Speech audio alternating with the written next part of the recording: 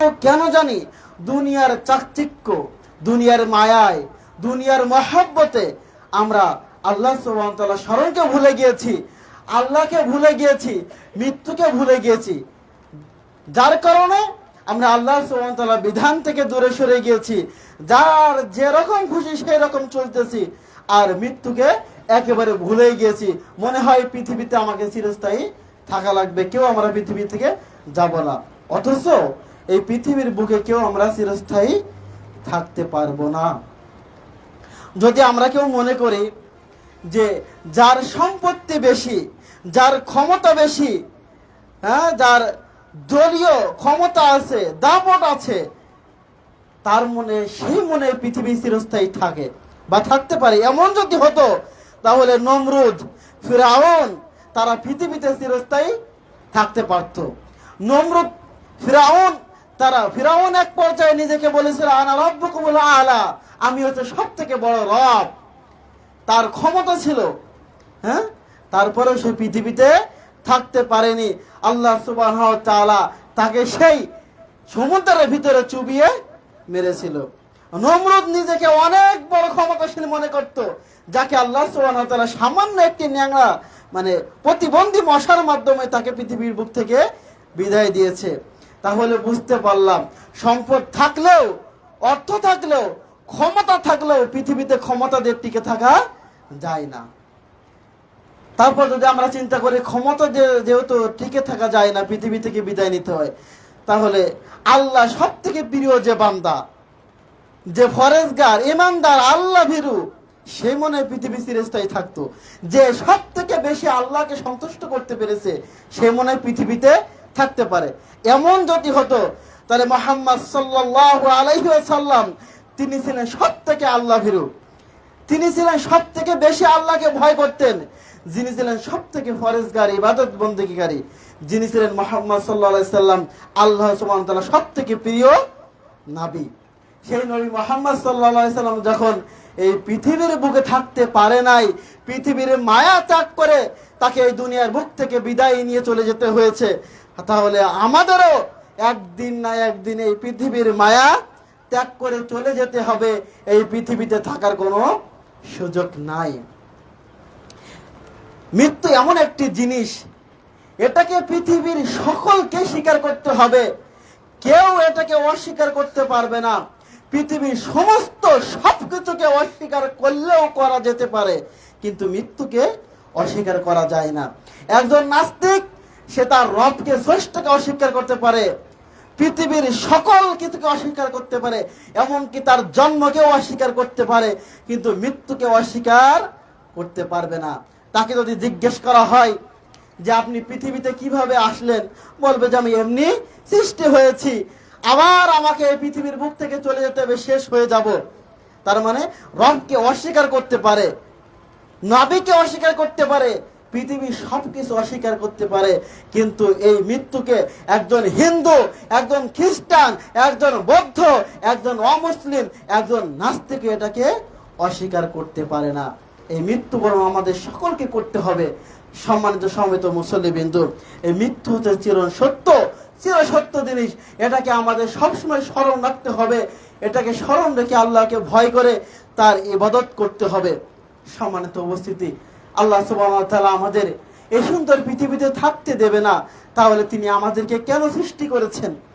আল্লাহ সুবহানাহু ওয়া তাআলা বলেন, আল্লাযী খালাকাল মাউতা ওয়াল হায়াতা লিয়াবলুয়াকুম আইয়ুকুম আহসানু আমালা।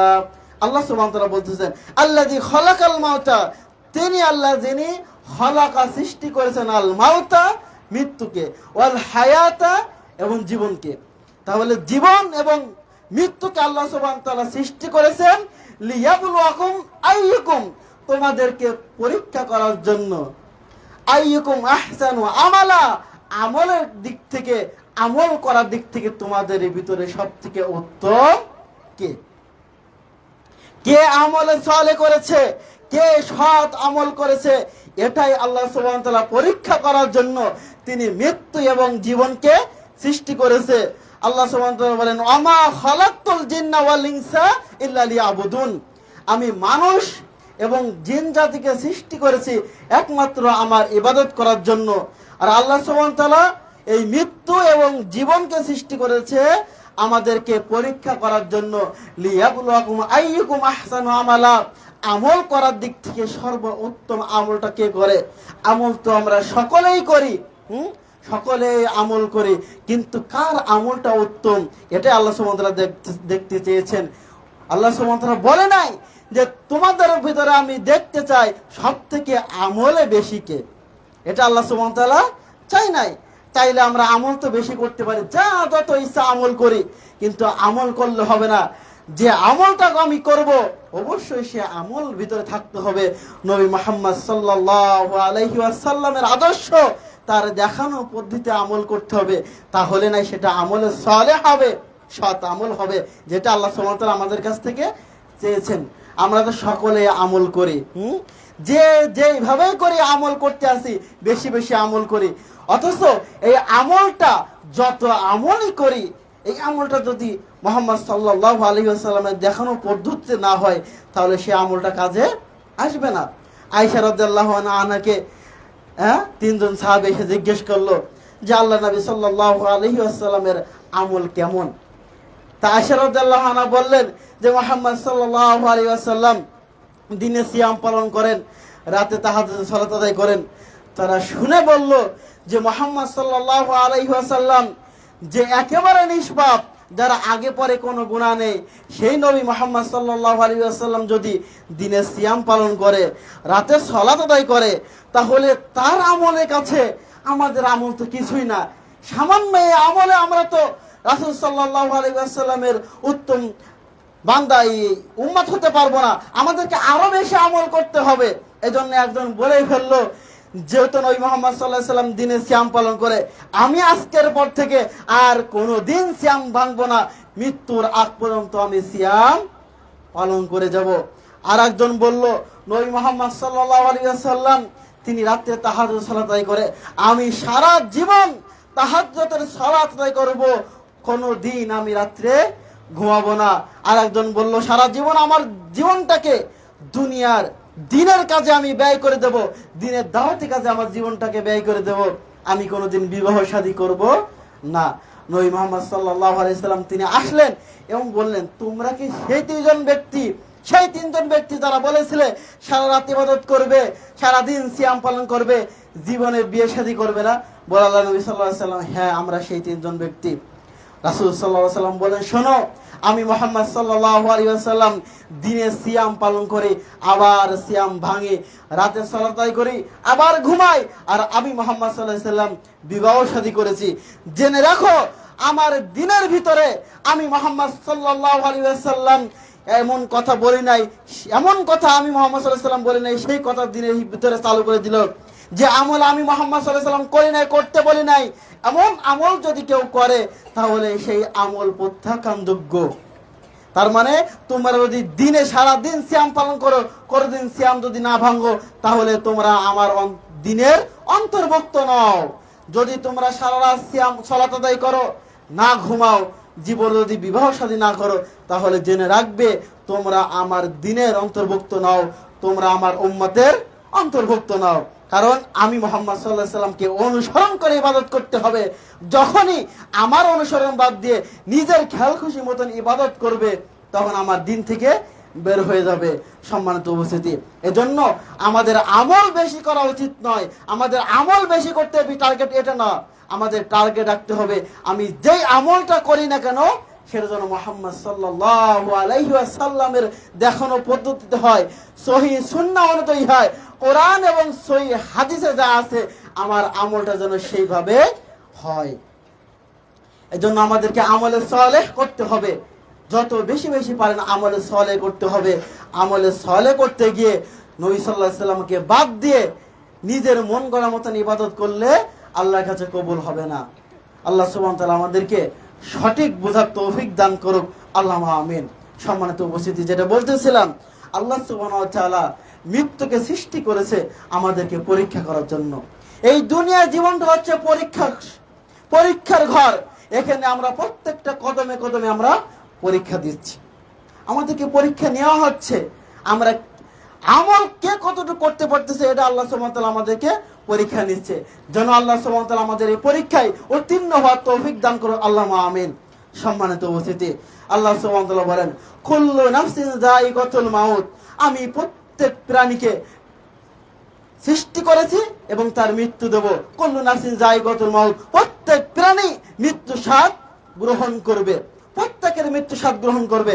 যার আত্মা আছে, যার জান আছে, তাকে অবশ্যই মৃত্যুবরণ একদিনকে করতেই হবে, মৃত্যু থেকে বাঁচার কোনো উপায় নেই। তবে আমরা সকলে জানি মৃত্যুবরণ করব, এটা সত্য। তা মৃত্যুবরণ করার পরে আমাদের কি হবে, এটা তো আমাদের কাছে প্রশ্ন। আল্লাহ আমাদের মৃত্যুবরণ করবে, তারপরে কি হবে? আল্লাহ বলতেছেন, ওয়া ইন্নামা তুওয়াফাউনা উজুরাকুম ইয়াউমাল কিয়ামা, তোমাদের মৃত্যুর পরে কিয়ামতের দিন তোমাদেরকে পরিপূর্ণ বদলা দেওয়া হবে, পরিপূর্ণ প্রতিদান দেওয়া হবে।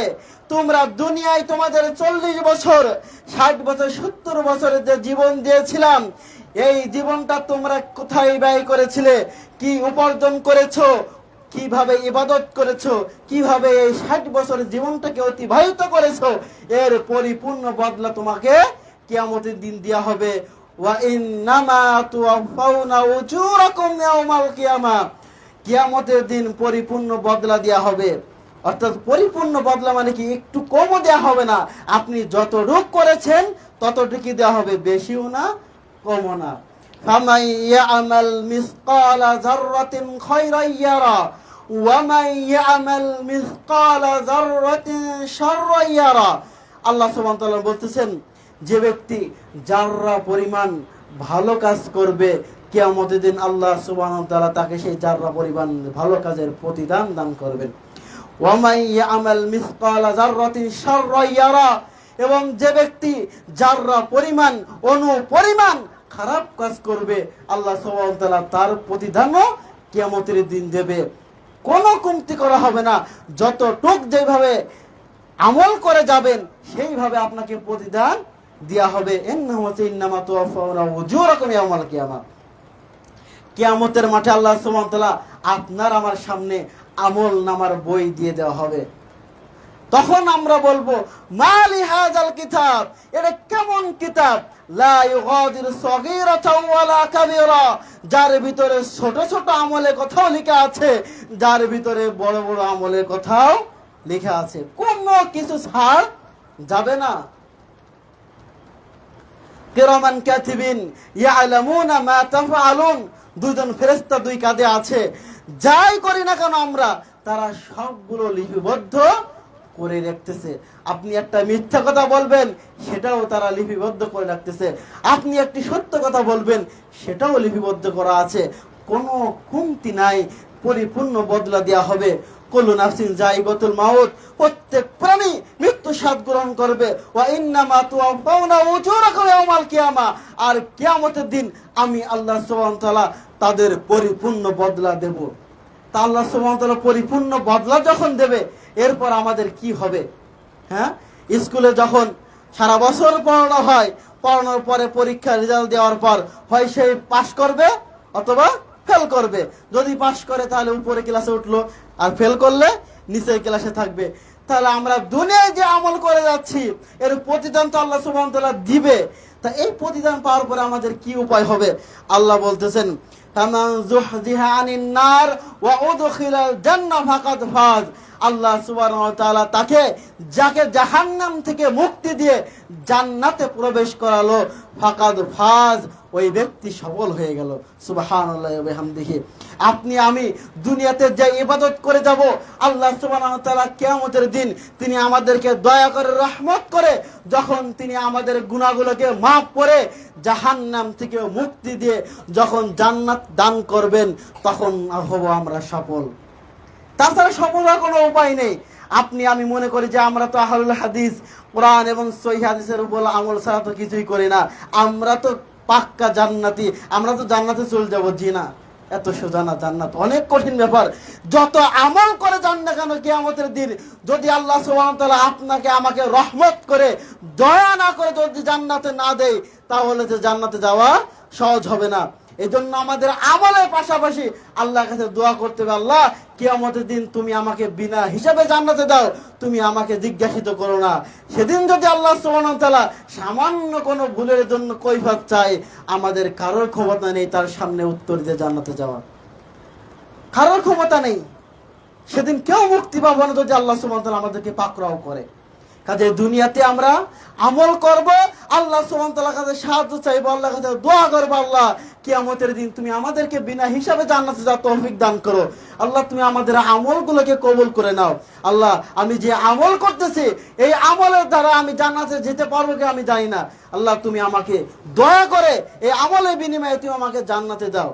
আমাদেরকে আল্লাহর কাছে চাইতে হবে, আমরা আমল করে বসে থাকলে হবে না।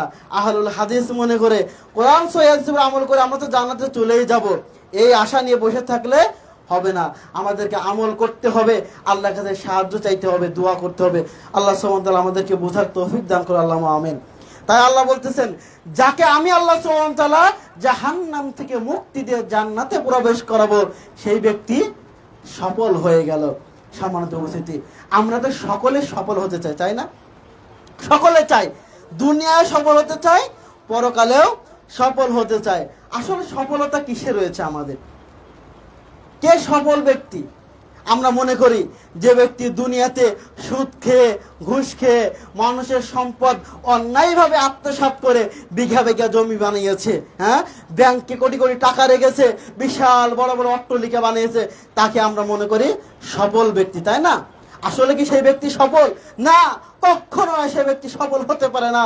সফল তো সেই ব্যক্তি যে ব্যক্তি দিনে উপার্জন করে মাথার ঘাম পায়ে ফেলে হালাল রোজগার করে হালাল খাবার খেয়ে আল্লাহ সুবহানাহু ওয়া তাআলার ইবাদত করে, কিয়ামতের দিন সেই ব্যক্তি তো সফল হতে পারবে। কারণ সে কখনো আল্লাহর দেয়া বিধানের বাইরে যে কখনো সীমা লঙ্ঘন করে নাই। সে ব্যক্তি দুনিয়াতে সফল না হতে পারে, কিন্তু পরকালে সে একজন সফল ব্যক্তি, পরকালে একজন সফল ব্যক্তি।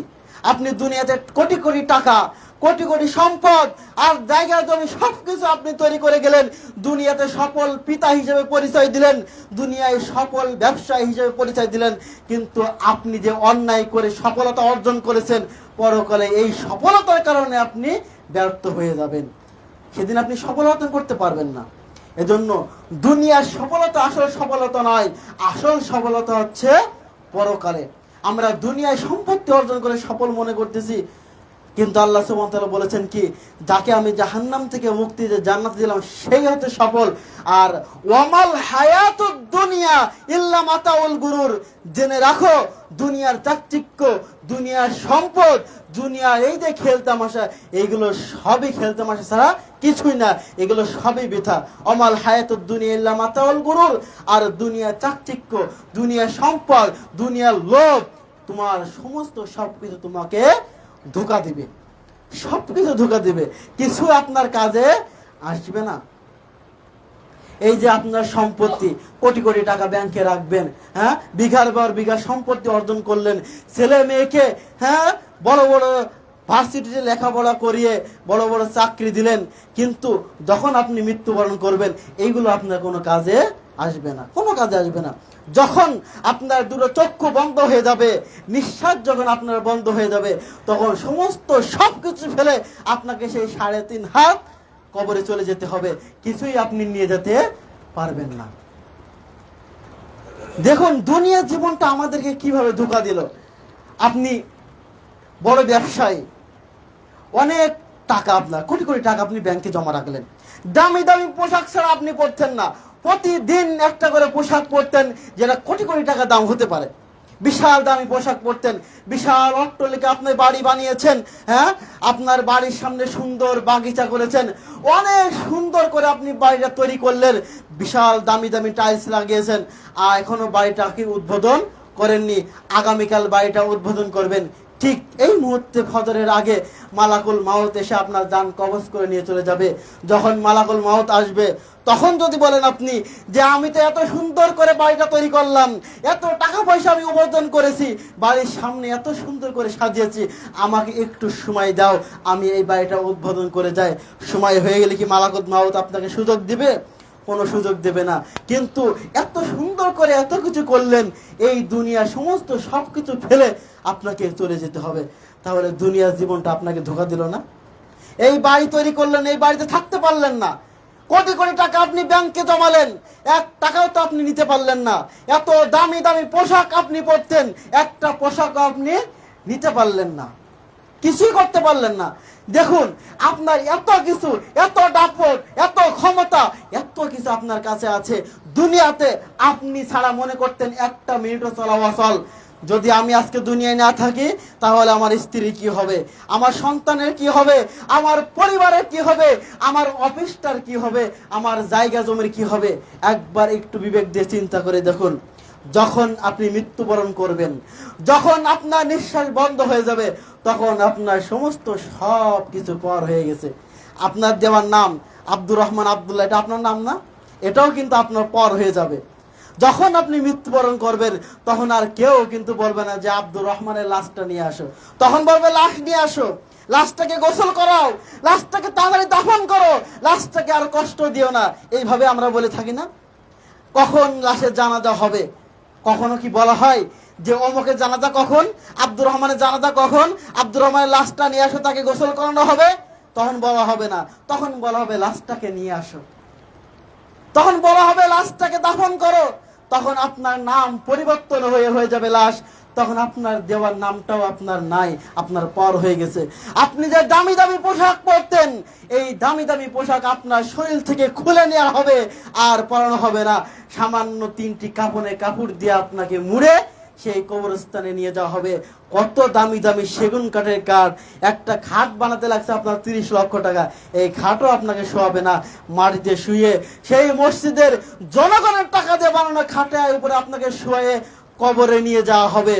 আপনার বাড়ির সামনে এত সুন্দর জায়গা, এত ফুল বাগিচা গাছ গাছালি দিয়ে আপনি পরিপূর্ণ করেছেন, দেখে মনে হয় কোনো জান্নাতের বাগান তৈরি করেছেন।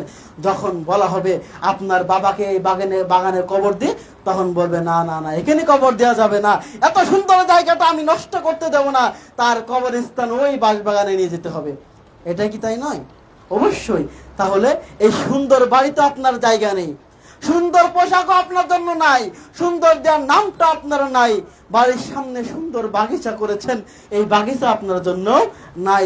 আপনার স্থান হলো সেই 3.5 হাত জায়গা বাঁশবাগানে, যেখানে একজন ফকিরও শুয়ে আছে, যেখানে একজন গরিব শুয়ে আছে, যেখানে একজন ধনী শুয়ে আছে। অথচ আপনার বিশাল অট্টালিকা, বিশাল বিশাল সম্পত্তির মালিক আপনি, হাজার হাজার কোটি টাকা ব্যাংকে, আপনার কিছুই আপনার সাথে যাবে না, কিছুই যাবে না। রাসূল সাল্লাল্লাহু আলাইহি ওয়াসাল্লাম বলেছেন, একজন মৃত্যু ব্যক্তিকে অনুসরণ করে 3টি জিনিস দেয়। কয়টি জিনিস? 3টি জিনিস যায়। 2টি জিনিস ফিরে আসে, আর 1টি জিনিস তার জন্য অবশিষ্ট থেকে যায়। রাসূল সাল্লাল্লাহু আলাইহি ওয়াসাল্লাম বললেন, 1 নম্বর যায় তার সম্পদ, 1 নম্বর তার সম্পদ, 2 নম্বর যায় তার পরিবার আত্মীয় স্বজন, 3 নম্বর যায় তার আছে আমল। আর 2টি জিনিস ফিরে আসে, তার সম্পদ ফিরে চলে আসে, তার আত্মীয় স্বজন ফিরে চলে আসে, আর একটি মাত্র জিনিস একমাত্র থেকে যায়, সেটা হচ্ছে আপনার আমল। আপনি দুনিয়ায় যা আমল করেছেন, হোক সেটা ভালো, হোক সেটা খারাপ, যাই আমল করুক না কেন, এই আমলটা একমাত্র আপনার জন্য আপনার সাথে থাকবে, বাকি সমস্ত সবাই চলে আসবে, কেউ আপনার সাথে থাকবে না। আপনাকে কবরে রাখার পর, কবরে রাখিয়ে দিয়ে আপনার সাথে কেউ, আপনার সন্তান একবারে থাকবে না। আমার বাবা তো রাতে অন্ধকারে থাকতে পারতো না, ভয় পেত, আমি আমার পিতার সাথে থাকি, কেউ থাকবে না। আস্তে আস্তে কবরের দরজাগুলো বাঁশ দিয়ে বন্ধ করে দেবে, মাটি দিয়ে বন্ধ করে দেবে, কেউ 5টা মিনিট কবরের পাশে থাকবে না, সকলেই চলে আসবে। দেখেন, তারপরে যখন 1 দিন 2 দিন পার হয়ে যাবে, আপনার সন্তানরা এসে সম্পত্তিগুলো বন্টন করে নেবে। সম্পত্তি কাজে আসলো? কোনে কাজে আসলো না। আপনি যেই ঘরে থাকতেন, যেই ঘরে আপনার অনুমতি ছাড়া কেউ প্রবেশ করতে পারতো না, আজকে সেই ঘরটাও দখল হয়ে গেছে। আপনার ছাড়া দুনিয়া একটি কাজও হতো না, আর আজকে আপনার তার প্রয়োজন নাই। যে চেয়ারে আপনি ছাড়া কারো বসার ক্ষমতা ছিল না, যেই চেয়ারে আপনি না বসলে কোনো কাজ হতো না, সেই চেয়ারটাও আজকে ফাঁকা নেই, তার স্থানে আর একজনকে নিয়োগ দিয়ে দেওয়া হয়েছে। তাহলে এই পৃথিবী আপনাকে ধোঁকা দিল না? ধোঁকা দিল কিনা? আপনি মনে করেন সবই আপনার, সবই আপনার, কিছুই আপনার ছাড়া চলে না, কিন্তু যখন আপনার নিঃশ্বাস বন্ধ হয়ে গেল তখন আপনার সবই পরিবর্তন হয়ে গেল, সবই শেষ, কিছুই আপনার থাকলো না, এমনকি আপনার নামটাও আপনার থাকলো না। তাহলে এই দুনিয়ার পিছনে ছুটে কি লাভ? এই দুনিয়াটা আপনাকে আমাকে ধোঁকা দেবে। এটাই আল্লাহ বলতেছেন, সন্তানের পিছনে ছোট, সম্পদের পিছনে ছুটতেছো, টাকার পিছনে ছুটতেছো, কিছুই তোমার আপন না, কিছুই তোমার আপন না, সবই পর। ওমাল হায়াতুদ দুনিয়া ইল্লা মাতাউল গুরুর। সম্পত্তি তোমার ধোঁকা, সন্তান তোমার ধোঁকা, জায়গা জমি তোমার ধোঁকা, দুনিয়ায় যা কিছু তোমার মনে করতেছো সব কিছু তোমার ধোঁকা, কিছুই তোমার নেই। আজকে তুমি পিতা, আগামীকাল মৃত্যুবরণ করার পর তোমার কথা কেউ মনে রাখবে না। একবার একটু চিন্তা করে দেখুন, আপনার আমার দাদা যে মৃত্যুবরণ করেছে, তার কবর আজকে মনে আমরা অনেকে জানি না কোথায় আছে। তাকে কেউ আমরা বছরে একদিন স্মরণ করি না, কেন? প্রয়োজন নাই। ঠিক আমাদের অবস্থা এমন হবে, আজকে আপনি আমাকে সবাই স্মরণ করতেছি, কিন্তু আজ থেকে যখন আমি মৃত্যুবরণ করব, 20 বছর পরে, 30 বছর পরে আপনার আমাকে স্মরণ করার মতন কেউ থাকবে না। আমার কবরটা কোথায় আছে এটাও কেউ জানবে না, জানার চেষ্টাও করবে না। তাহলে এই দুনিয়ার মোহে পড়ে, দুনিয়ার চাকচিক্যের দিকে লক্ষ্য করে কি লাভ আমাদের? দুনিয়ার পিছনে ছুটে কি লাভ? এজন্য আল্লাহ সুবহানাহু ওয়া তাআলা বলতেছেন, দুনিয়ার পিছনে ছোট, ছেলে মেয়ের জন্য কষ্ট করতেছো, আত্মীয় স্বজনের জন্য কষ্ট করতেছো, ব্যাংক ব্যালেন্স সবকিছু করতেছো, হালাল হারাম কিছু দেখতেছো না। এগুলো আমাল হায়াতুদ দুনিয়া ইল্লা মাতাউল গুরুর। এই দুনিয়ার জীবন, দুনিয়ার সম্পত্তি, চাকচিক্য তোমাকে ধোঁকা ছাড়া আর কিছুই দেবে না, কোনো কাজে আসবে না। শুধুমাত্র আপনি যে আমলটা করে যাবেন, এই আমলটা একমাত্র আপনার আমার কাজে আসবে, তাছাড়া কোনো কিছু আমার কাজে আসবে না। সম্মানিত সমিত মুসল্লিবৃন্দ, আসুন আমরা মৃত্যুকে স্মরণ করি। মৃত্যুকে ভুলে থাকলে হবে না। আপনি আমি কি মৃত্যুকে ভুলে যেতে পারি, কিন্তু মৃত্যু আমাকে কখনো ভুলবে না। আজ হোক কাল হোক, যখন নির্দিষ্ট টাইম চলে আসবে তখন আমাদের মৃত্যুবরণ করতে হবে। আল্লাহ সুবহানাহু ওয়া তাআলা বলেন, আইনামা তাকুনু ইদরিকুমুল মাউত ওয়ালাউ কুনতুম ফি বুরুজিম মুশাইয়াদা। তোমরা মৃত্যু থেকে পলায়ন করো। কোথায় মৃত্যু থেকে পালন করবে? কোথাও পালানোর জায়গা নেই। তোমরা যদি সেই শুধু দুর্গের ভিতরে যে যদি পলায়ন করো, মৃত্যু সেখানে তোমাকে আক্রমণ করবে। মৃত্যু আপনি চাচ্ছেন যে মৃত্যুবরণ তো সকলেই করে, আমি মৃত্যুবরণ করবো না, দেখি মালাকুল মাউত আমাকে কিভাবে দান কবজ করে। আপনি জনগণ নিয়ে বিশাল একটা ঘর তৈরি করলেন, চারিপাশে কাঁচ লাগাই দিলেন। কাঁচ লাগানোর পরে বললেন যে আমি এই ঘরের ভিতর যখন ঢুকবো তখন এই কাজটা বন্ধ করে দিও, মালাকুল মাউত যেন না প্রবেশ করতে পারে। আচ্ছা, যখন কাজটা বন্ধ করে দিবেন তখন ভিতরে যদি অক্সিজেন না যায় তাহলে কি বাঁচার কোনো সুযোগ আছে? বাঁচার কোনো সুযোগ নেই, সেখানেও মৃত্যুবরণ করতে হবে। মালাকুল মাউত সেখানেও ঢুকতে পারবে। আল্লাহ সুবহানাহু ওয়া তাআলা তাকে সেই ক্ষমতা দিয়ে দিয়েছেন। কাজেই যেখানেই পড়ান না কেন সেখানেই আপনাকে মৃত্যুবরণ করতে হবে। মৃত্যু থেকে পালানোর কোনো উপায় নেই। দুনিয়ায় সমস্ত সব কিছু থেকে পালানোর চেষ্টা করলেও পালানো যেতে পারে, কিন্তু মৃত্যু থেকে পালানোর কোনো উপায় নাই। কারণ মৃত্যু এমন একটি জিনিস, তাকে মৃত্যুবরণ করতেই হবে। এমনকি স্বয়ং মালাকুল মাউত তাকেও একদিন মৃত্যুবরণ করতে হবে। এই মৃত্যুকে মৃত্যুবরণ করতে হবে। যখন পৃথিবী সমস্ত সবকিছু ধ্বংস হয়ে যাওয়ার পর যখন বলা হবে মালাকুল মাউতকে যে দেখো তিনি পৃথিবীর বুকে আর কেউ আছে কিনা, তখন বলবে আল্লাহ আর তো কেউ নাই। তখন বলবে একজন আছে। কে? কই তুমি তো এখন জীবিত আছো। মালাকুল মাউত আল্লাহ সুবহানাহু ওয়া তাআলা সৃষ্টি না? অবশ্যই সৃষ্টি। তাকেও আল্লাহ সুবহানাহু ওয়া তাআলা বলবে এবার তোমার জানটা তুমি নিজে বের করে দাও। মালাকুল মাউত তার নিজের জানটা বের করে দেবে, সেও মৃত্যুবরণ করবে। যাকে মৃত্যুর দায়িত্ব দেওয়া হয়েছে তাকেও একদম মৃত্যুবরণ করতে হবে, অথচ মালাকুল মাউত এখনো জানে না যে তাকে মৃত্যুবরণ করতে হবে। আবার এই মৃত্যুকে আল্লাহ সুবহানাহু ওয়া তাআলা সৃষ্টি করেছে, আল্লাযী খালাকাল মাউতা ওয়াল হায়াতা। এই জীবন এবং মৃত্যুকে আল্লাহ সৃষ্টি করেছে, আবার এটাকেও মৃত্যুবরণ করতে হবে। যখন আল্লাহ সুবহানাহু ওয়া তাআলা জাহান্নামীদেরকে জাহান্নামে দিয়ে দেওয়া হবে, জান্নাতীদেরকে জান্নাতে দিয়ে দেওয়ার পর তখন মৃত্যুকে সামনে নিয়ে এসে আল্লাহ সুবহানাহু ওয়া তাআলা কি করে দেবেন? জবাই করে দেবেন। দিয়ে বলবেন যে আজকে মৃত্যুকে জবাই করে দিলাম, এরপর থেকে কেউ আর মৃত্যুবরণ করবে না। যারা জাহান্নামে গেছে তারা চিরস্থায়ী জাহান্নামে থাকবে, আর যারা জান্নাতে গেছে তারা চিরস্থায়ী জান্নাত থাকবে। মরা বাঁচার আর কোনো অপশন নাই, শেষ। কারণ আল্লাহ সুবহানাহু ওয়া তাআলা জীবনকে সৃষ্টি করেছে, মৃত্যুকে সৃষ্টি করেছে, দুটোকে আল্লাহ সুবহানাহু ওয়া তাআলা কি করে দেবেন? শেষ করে দেবেন। এই জন্য আল্লাহ সুবহানাহু ওয়া তাআলা বলেছেন যে জাহান্নামের ভিতরে লা ইয়ামুতু ফিহা ওয়ালা ইয়াহইয়া, তারা সেখানে মরবেও না বাঁচবেও না, কারণ মৃত্যুও নাই জীবনও নাই, বাঁচার কোনো সুযোগ আর নাই, মরারও সুযোগ নাই, জাহান্নামীদেরকে শাস্তি দেওয়া হবে। তাহলে আল্লাহ সুবহানাহু ওয়া তাআলা সকল সৃষ্টি মৃত্যুবরণ করবে, এটা একেবারে চিরন্তন সত্য, এখান থেকে পালায়ন করার কোনো উপায় নাই। তবে আমাদেরকে আমল করতে হবে, যেহেতু পালানোর কোনো উপায় নেই, কিয়ামতের দিন আমাদেরকে বাঁচতে হলে অবশ্যই আমাদেরকে আমল করে যেতে হবে। দুনিয়ার জীবনে পিছনে লেগে না থেকে পরকালের জন্য কিছু করার চেষ্টা করতে হবে। দুনিয়ার জীবনটা যে একেবারে বৃথা, এটাকে বাদ দিয়ে শুধুমাত্র পরকাল নিয়ে থাকতে হবে, এটাও করা যাবে না, এটাও শরীয়ত বিরোধী। আপনাকে দুনিয়ার পিছনে দুনিয়া কাজও করতে হবে, আবার পরকালের জন্য কিছু করতে হবে, দুটোই আপনাকে করতে হবে। আসুন আমরা মৃত্যুকে স্মরণ রেখে দুনিয়ার বুকে চলার চেষ্টা করে আল্লাহ সুবহানাহু ওয়া তাআলা আমাদেরকে তৌফিক দান করুন, আল্লাহুম্মা আমিন। সম্মানিত সমবেত মুসল্লিবৃন্দ, দুনিয়ায় আপনি আমি যে সম্পদ উপার্জন করতেছি, এই সম্পদ থেকে আমাদেরকে দান করে যেতে হবে। এটা থেকে কি করতে হবে? আমাদেরকে দান করতে হবে। যদি আপনি দান না করে মৃত্যুবরণ করেন, তাহলে আপনার আমার সন্তান এখান থেকে যে দান করবে এর কোনো গ্যারান্টি নাই। কারণ দুনিয়াটা এমন হয়ে গেছে, কেউ এক বিঘা জমি কেউ ছাড়তে চায় না। আপনি মৃত্যুবরণ করলেন আর আপনার সন্তান আপনার জন্য কিছু দান সদকা করবে, এটা বর্তমান যুগে, এটা বর্তমান সময়ে আশা করার সব থেকে বড় বোকামি আমি মনে করি যেটা। কারণ যে সন্তান তার পিতাকে বৃদ্ধাশ্রম রাখতে পারে, যে সন্তান তার পিতা মাতাকে বৃদ্ধ বয়সে ভুলে যেতে পারে, সেই সন্তান পিতা মাতা মৃত্যুর পরে তার জন্য যে দান করবে, তার জন্য ক্ষমা প্রার্থনা করবে, দোয়া করবে, এটা কখনো আশা করা যায় না বর্তমান সময়ে। তবে যেতে পারে কিছু কিছু সন্তান যদি আমরা গড়তে পারি, তাহলে তাদের কাছে আশা করা যেতে পারে। এজন্য বলি, আপনারা যারা দুনিয়াতে এখনো জীবিত আছেন, মৃত্যুবরণ করার আগে কিছু দান করে যান, যাতে করে পরকালে এর মাধ্যমে মুক্তি পেতে পারেন।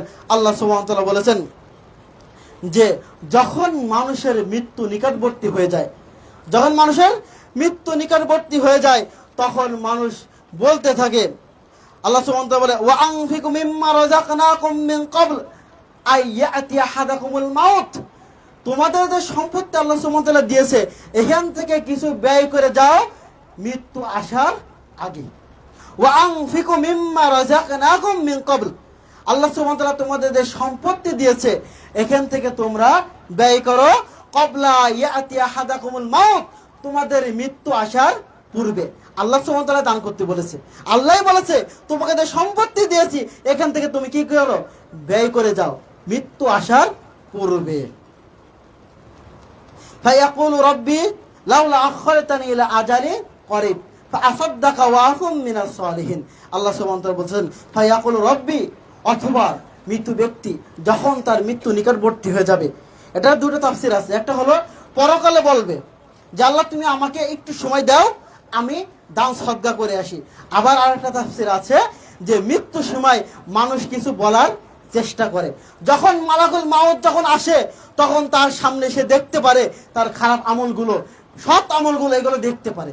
যখন তার সামনে দেখে যে আমার তো বিশাল অন্যায় কাজ, পাপের সব কিছু দেখতে পারতেছি, তখন ফায়াকুলু রাব্বি, তখন সে রবের কাছে বলে লাউলা আখখারতানি ইলা আজালিন করিব, আল্লাহ তুমি আমাকে আরেকটু সময় অবকাশ দাও, আল্লাহ তুমি একটু সময় আমাকে একটু দাও না। তা আল্লাহ বলে কেন একটু সময় দিলে কি করবে? ফাআসাদদাকা ওয়া আকুম মিনাস সালিহিন, আমি সদকা করব এবং সৎ মানুষের অন্তর্ভুক্ত হয়ে যাব। মৃত্যু যখন নিকটবর্তী হয়ে যায়, তখন আল্লাহর কাছে বলে আল্লাহ আর তো সুযোগ নাই, আর তো সময় পাই না, আল্লাহ তুমি আমাকে আরেকটু সময় দাও, একটু সময় আমাকে দাও, আমি সদকা করে আসি, আর সদকা করলে আমি সৎ মানুষের অন্তর্ভুক্ত হয়ে যাব। মানুষ তো মরার সময় কিছু বলার চেষ্টা করে, কিছু বলার চেষ্টা করে, আমরা তো মনে করি যে ওকে এখানে পানি দেওয়া লাগবে, কিছু দেওয়া লাগবে, কিন্তু সে ভয়ে আজ মালাকুল মাউতকে দেখার পর, আমল করে দেখার পর সে আল্লাহর কাছে বলতে থাকে আল্লাহ আমাকে একটু সময় দাও, আমি সদকা করে আসি। সদকা না করতে পারলো, মুখ দিয়ে যদি বলে যে অমুক জিনিসে তুমি সদকা করে দাও, তাহলে সেই ওসিয়াত করার কারণে সন্তানরা সদকা করতে পারবে। এই জন্য সে সদকা করতে চায়। পৃথিবীতে তো আরো বড় বড় ইবাদত আছে, সে তো বলেন আল্লাহ আমাকে সময় দাও, আমি হজ করে আসি। আল্লাহ রাসূল সাল্লাল্লাহু আলাইহি ওয়াসাল্লাম বলেছেন যদি কারো হজ কবুল হয়, তাহলে তাই সে নিষ্পাপ, একেবারে এমন নিষ্পাপ হয় যেন কেবলমাত্র মায়ের পেট থেকে ভূমিষ্ঠ হয়েছে, কোনো গুনাহ থাকে না। তাহলে এত বড় সওয়াবের কাজ, এটার কথা বলে না, সালাতের কথা বলে না, সিয়ামের কথা বলে না, যাকাতের কথা বলে না, সদকার কথা কেন বলে? কারণ সদকা, আপনি যদি এখন যদি বলেন আল্লাহ আমাকে সময় দাও আমি হজ করে আসি, তাহলে হজের জন্য আপনাকে নির্দিষ্ট সময় লাগবে, সৌদি আরব যাওয়া লাগবে, তারপর তো হজ, এটা তো অসম্ভব। সালাতের কথা বললে উজু করতে হবে, কেবলামুখী হতে হবে, তারপর 2 রাকাত সালাত, এটাও তো সময় নেই। জাকাত দিতে গেলে সম্পত্তি বন্ধ করে তারপর জাকাত, এটা তো সময় নেই। কিন্তু সদকা খালি মুখ দিয়ে যদি বলি যে আমি 5 বিঘা জমি দান করে দিলাম অমুক মাদ্রাসার নামে, ব্যাস হয়ে গেলে, এতটুকু বলতে বেশি সময় লাগবে না। অথবা সন্তানদের খালি বলবে আমার জন্য কিছু সদকা করো। আর সদকা করলে সৎ মানুষ হওয়া যায়, সালেহ ব্যক্তিদের অন্তর্ভুক্ত হওয়া যায়। এই জন্যই বলে আল্লাহ আমাকে একটু সময় দাও, লাউলা আখারতানি ইলা আজালিন করিব, যদি আমাকে একটু সময় দাও ফাআসাদদাকা ওয়া কুম মিনাস সালিহিন, আমি সদকা করব, সদকা করে সৎ ব্যক্তিদের অন্তর্ভুক্ত হয়ে যাব। এই জন্য আল্লাহ বলতেছেন যে ওই সময় আসার আগে তুমি তোমাকে যে সম্পদ আমি দিয়েছি এখান থেকে ব্যয় করো, এখান থেকে ব্যয় করো। ওই সময় চাওয়ার আগে, ওই সময় হওয়ার আগে তুমি আগে নিজেই ব্যয় করে যাও। এই জন্য দেখবেন হিজবুল মুসলিমের লেখক তিনি মৃত্যুবরণ করার আগে বিশাল একটা সম্পত্তি দিয়ে মসজিদ করে গেছেন। মসজিদ করার পর যখন তিনি মৃত্যুবরণ করেছে, তখন তার ছেলেরা জানতে পেরেছে যে মসজিদটা করে গেছে এটা তার বাবা করে গেছে, অথচ তারা কেউ জানতে পারতো না গোপনে মসজিদটা করে গেছে, গোপনে সেটা মসজিদ করে গেছে। ছেলেরা দান করে কি করে না এরকম তো গ্যারান্টি নাই, কাজেই আমি গোপনে কিছু দান করে যাই। হিজবুল মুসলিমের লেখক উনি এই কাজটা করে গিয়েছেন। তাহলে আমাদের উচিত মৃত্যু আসার পূর্বে আমাদের কিছু দান সদকা করা, যাতে করে মৃত্যুর পরে এই দান সদকাটা আমাদের জন্য কাজে আসে। সম্মানিত সমবেত মুসল্লিবৃন্দ, আসুন সময় সংক্ষেপ, আমরা মৃত্যুকে স্মরণ করে, মৃত্যুকে সর্বদা সব সময় স্মরণ করে থাকবো।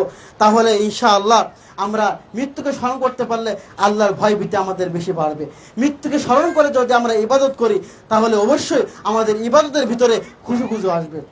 সম্মানিত সমবেত মুসল্লিবৃন্দ, আমরা তো অনেকে মনে করি যে আমার বয়স কেবল 20 বছর, আমার বয়স 30 বছর, আরও যাক, যখন দাড়ি পাকবে, যখন বৃদ্ধ হব, 50 বছর পার হয়ে যাবে, তখন আমি ইবাদত করে আল্লাহ সুবহানাহু ওয়া তাআলার কাছে ক্ষমা চেয়ে আমি ক্ষমা চেয়ে নেব। অথচ আমাদের মতন হাজারো যুবক 20 বছর বয়সে, 16 বছর বয়সে দুনিয়া থেকে বিদায় নিয়ে চলে যাচ্ছে। অনেকে আছে যারা বন্ধু বান্ধবের সাথে চলতো, তারা অনেকে পৃথিবীর বুক থেকে বিদায় নিয়ে চলে গেছে। আপনি আমি এখনো জীবিত আছি। সম্মানিত উপস্থিতি, জীবিত থাকা অবস্থায় সময়কে মূল্যায়ন করতে হবে, আমাদের সময়টাকে কাজে লাগাতে হবে। একটি গল্প পড়ছিলাম আপনাদের, ওই যে আবু তাহের বর্তমানে একটি লেখা বই, সেই গল্প পড়ছে কি, একটা লোক, গল্পটা বলে শেষ করবো ইনশাআল্লাহ। একটা লোক রাত্রে ঘুমিয়ে আছে, তো তার ঘুম আসতেছে না, তখন লোকটা বাইরে এসে হাঁটাহাঁটি করতেছে। তখন বড় একজন লোকের সাথে দেখা, ধাক্কা লেগেছে। জিজ্ঞেস করা বলতেছে তুমি কে? তা বলতেছে আমি হচ্ছে মালাকুল মাউত। এটা আবার হাদিস মনে করেন না, গল্প। ওই মালাকুল মাউত কোথায় যাচ্ছেন? তা অমুক এলাকায় একজনে যান কবজ করতে যাচ্ছি। কথাতে বিশাল বড় একটা সুযোগ আমি পেয়েছি, আপনি আমাকে বলুন যে আমি কখন মৃত্যুবরণ করব। তা বলতেছে আসলে মৃত্যুবরণ কখন করবা এটা তো আমার বলার ক্ষমতা নাই, এটা আল্লাহর কাছে। তো তোমার কাছে মৃত্যুবরণ করার আগে চিঠি আসবে, তোমাকে সতর্ক করা হবে, তারপরে তোমার মৃত্যু হবে। তো বলছে আচ্ছা ঠিক আছে, তাহলে তো ভালো সুযোগ, চিঠি যখন আসবে তখন আমি পরিবর্তন হয়ে যাব। তখন লোকটা আস্তে আস্তে আস্তে আস্তে বয়স 20 থেকে 30, 30 থেকে 40, হ্যাঁ ছেলে মেয়ে বিবাহ দিয়েছে, তখন এবারে নানা হয়েছে, নাতি হয়েছে, শ্বশুর হয়েছে, বৃদ্ধ হয়ে গেছে, চুল পাকছে, দাড়ি পেকে গেছে, দাঁত পড়ে গেছে, আস্তে আস্তে এমন কুজো হয়ে গেছে, বিছানায় পড়ে গেছে, আর ওটার সুযোগ নেই। 60-70 বছর পার হওয়ার পর মালাকুল মাউত এসে বলতেছে তোমার জান কবজ করতে আসছি। তখন বললো জান কবজ করতে আসছো মানে? তুমি তো আমাকে বলেছো আমাকে চিঠি দিবা, একটা চিঠি তো আমি পাই নাই, তুমি চিঠি না দিয়ে আমার কাছে জান কবজ করতে আসছো, এটা কেমন হয়ে গেল? কয় কি তুমি কি চিঠি একটাও পাও নাই? কই না তো, একটা চিঠিও পাও নাই। ওই কেমনে একটা চিঠি তুমি পাইলে না? যখন তোমার বয়স দিন দিন বাড়তে আসে, প্রত্যেকটা দিনে তোমাকে চিঠি দেওয়া হচ্ছে। যখন তোমার চুলগুলো পেকেছে, তোমার চুল পাকা মানে তোমাকে চিঠি দেওয়া হয়েছে মৃত্যু নিকটবর্তী। তোমার দাঁত যখন পড়ে গেছে, তোমাকে চিঠি দেওয়া হয়েছে মৃত্যু তোমার নিকটবর্তী। যখন তুমি কুজো হয়ে গেছো, বৃদ্ধ হয়ে গেছো, আর চোখে আগের মতন দেখো না, পায়ে তেমন হাঁটতেও পারো না, ভালো মতন চলতেও পারো না, তোমার তো প্রত্যেকটা কদমে কদমে আমি চিঠি দিয়ে পাঠিয়েছি, তুমি কি একবারও চিঠি পাও নাই?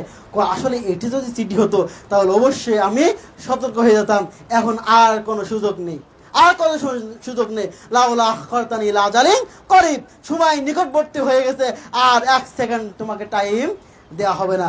সম্মানিত উপস্থিতি, গল্পটা বলার কারণ হলো এই যে আপনার আমার বয়স যত বৃদ্ধি পাচ্ছে তত আমাদের মৃত্যু নিকটবর্তী হয়ে যাচ্ছে। কখন যে আমাদের ডাক চলে আসবে, কখন যে মালাকুল মাউত চলে আসবে, সেটা আমরা কেউ জানি না। কাজেই যে আমরা মনে করি আমাদের 20 বছর বয়স আছে, আরো 40 বছর পরে ইবাদত শুরু করব, না। 20 বছর বয়সে হাজারো যুবক তারা রোড অ্যাক্সিডেন্ট করে মারা যাচ্ছে, ক্যান্সারে মারা যাচ্ছে, বিভিন্ন রোগে মারা যাচ্ছে। কার কোন সময় মৃত্যু আসবে এটা আমরা কেউ জানি না। সম্মানিত উপস্থিতি, কাজেই মৃত্যু নিকটবর্তী হওয়ার আগে আমরা মৃত্যুর প্রস্তুতি নিই। মৃত্যু নিকটবর্তী হওয়ার আগে আমরা প্রস্তুতি নিই। যদি আমরা প্রস্তুতি না নিয়ে দুনিয়ার বুক থেকে যাই, তাহলে পরকাল অবশ্যই ভয়াবহ রয়েছে। আল্লাহ সুবহানাহু ওয়া তাআলা যদি আমাদেরকে জাহান্নাম থেকে মুক্তি না দিয়ে জান্নাতে যদি না দেয়, তাহলে আমাদের জন্য রয়েছে বিরাট ভয়াবহতা। সম্মানিত উপস্থিতি, আসুন পরিশেষে আরেকটি হাদিস বলে শেষ করে দিচ্ছি ইনশাআল্লাহ। আল্লাহ রাসূল সাল্লাল্লাহু আলাইহি ওয়াসাল্লাম বলেছেন, মানুষ মৃত্যুবরণ করার পর তার 4টি আমল থেকে যায়। মানুষ মৃত্যুবরণ করে কিন্তু তার 4টি আমল থেকে যায়। 1 নম্বর হচ্ছে সদকায়ে জারিয়া। 1 নম্বর হচ্ছে সদকায়ে জারিয়া। মানুষ মৃত্যুবরণ করবে, আর যদি কেউ মৃত্যুর আগে সদকায়ে জারিয়া করে যায়, তাহলে মৃত্যুর পর থেকে কিয়ামত পর্যন্ত তার নেকি কবরে পৌঁছাতে থাকবে। মনে করুন যে এই মসজিদে একটি লাইট কিনে দিলেন, একটি ফ্যান কিনে দিলেন, অথবা এই মসজিদে একটা উন্নয়ন কাজ করে দিলেন। এই মসজিদ যদি কিয়ামত পর্যন্ত থাকে, তাহলে কিয়ামত পর্যন্ত আপনি এই নেকি পেতে থাকবেন। 2 নম্বর হচ্ছে রাসূল সাল্লাল্লাহু আলাইহি ওয়াসাল্লাম বলেছেন, যদি কেউ এমন উপকারী জ্ঞান কাউকে দান করে গেল, যে উপকারী জ্ঞান তার জন্য উপকার আসবে। হতে পারে আপনি একটি ছাত্র মাদ্রাসায় লেখাপড়া করালেন, যে ছাত্র কোরআন এবং হাদিসের জ্ঞান অর্জন করলো। আপনি তো শিক্ষা দেওয়ার ক্ষমতা না রাখতে পারেন, কিন্তু একজন গরিব ছাত্রের লেখাপড়ার দায়িত্ব আপনি নিলেন।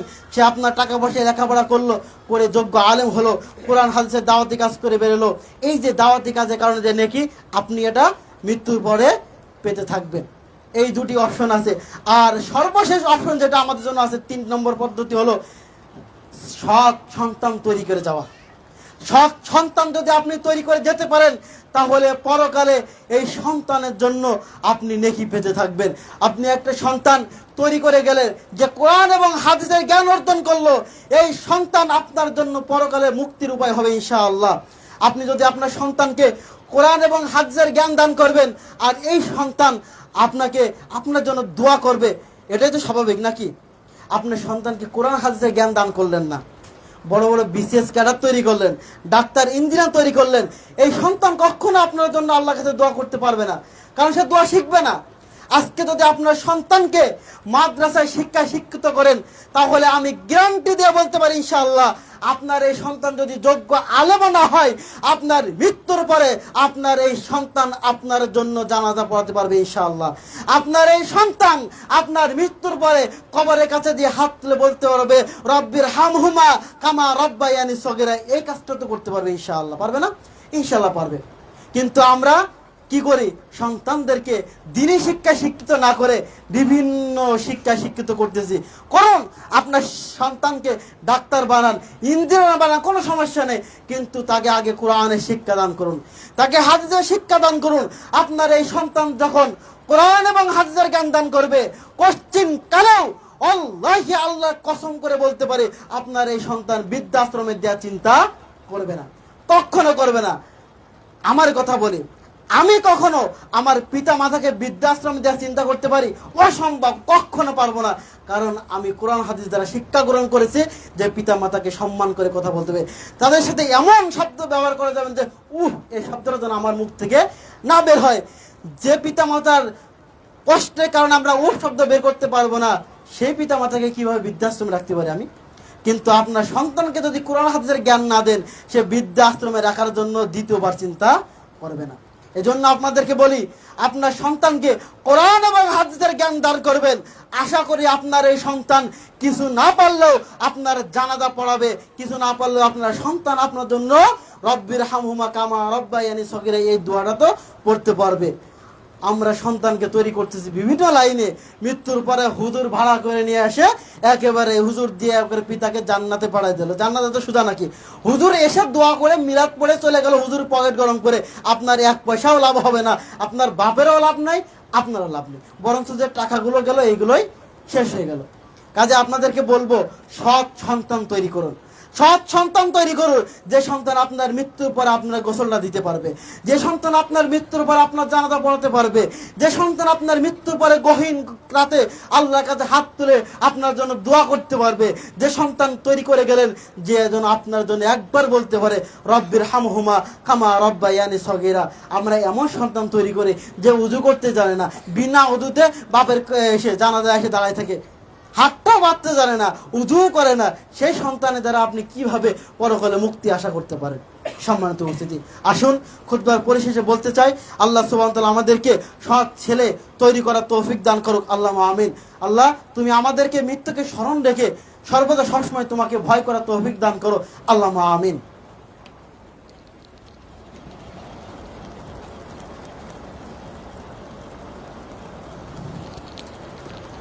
ইন্নাল হামদুলিল্লাহ ওয়া আশহাদু